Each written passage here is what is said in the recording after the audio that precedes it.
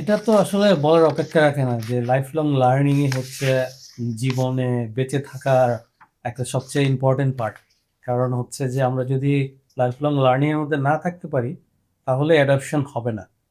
আপনার আর একটা জিনিস হচ্ছে যে তেলাপোকা অনেক বছর ধরে আছে, কিন্তু তেলাপোকার কাজ কি ওয়ার্ল্ডে আমরা বুঝি না অনেক সময়, কিন্তু তেলাপোকার একটা কাজ আছে এবং সে কিন্তু আপনার এত হাজার বছর ধরে সে কিন্তু অ্যাডাপশন করেই টিকে আছে, যদিও তাকে দেখে আমরা সেটা বুঝতে পারি না।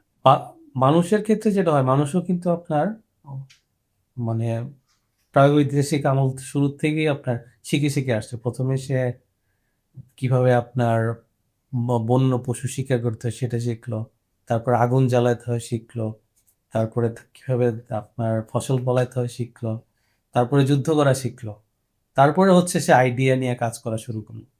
এখনো কিন্তু আমরা আইডিয়ার উপরেই আছি।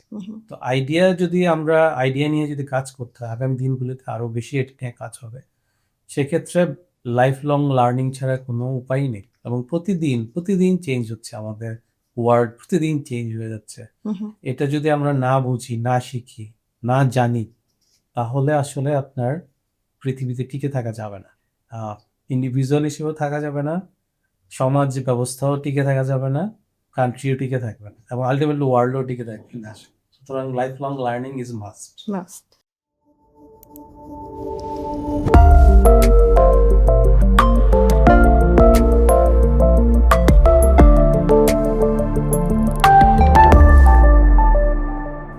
Be a lifelong learner.